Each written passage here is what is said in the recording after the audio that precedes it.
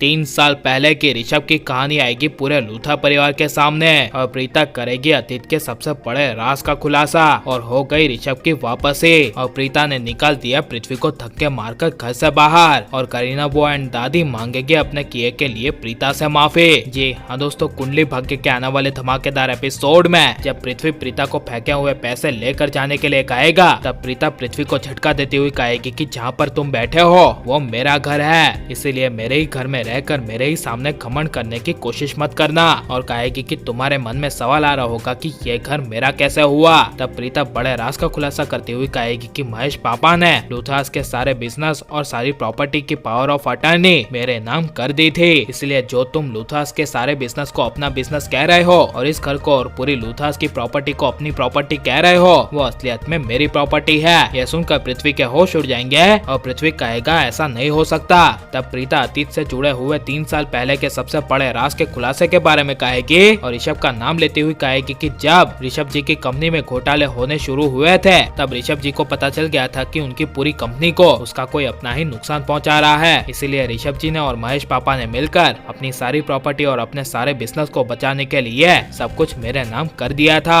यह सुनकर दादी करीना बुआ पृथ्वी के पैरों तले जमीन खिसक जाएगी और प्रीता कहेगी कि जो महेश पापा ने 3 साल पहले मेरे नाम प्रॉपर्टी करने का फैसला किया था वो सही किया था ताकि तुम जैसे हैवानों इस घर में आकर मेरे ही परिवार को बर्बाद ना कर सको। यह सब सुनकर पृथ्वी पूरी तरह से पागल हो जाएगा, इसीलिए जब पृथ्वी प्रीता को कहेगा कि मेरे सामने साबित करके दिखाओ कि ये लूथास का सारा बिजनेस और सारी प्रॉपर्टी तुम्हारे ही पास है और पावर ऑफ अटर्नी तुम्हारे पास है, तब प्रीता अपने वकील को बुलाएगी और वकील लूथास के सारे बिजनेस और सारी प्रॉपर्टी का पावर ऑफ अटर्नी वाला पेपर पृथ्वी को दिखाएगा, जिसे देखकर पृथ्वी के होश उड़ जाएंगे। जिसके बाद प्रीता पृथ्वी के कर्मों की सजा देकर पृथ्वी को घसीटते हुए घर से धक्के मार के बाहर निकालेगी और पृथ्वी कुछ कर नहीं पाएगा। और 2 साल पहले पूरे लूथा परिवार ने प्रीता पर झूठा इल्जाम लगाकर जो गलतियां की थी उसकी गलतियों का जवाब देती हुई प्रीता कहेगी कि मैंने कभी इस परिवार का बुरा नहीं चाहा और जो 2 साल पहले हुआ था वो सिर्फ और सिर्फ सोनाक्षी ने किया था, उसमें मेरा कोई हाथ नहीं था। उसी ने इस लूथा परिवार में अपनी जगह बनाने के लिए और करण को हासिल करने के लिए चाले चली थी।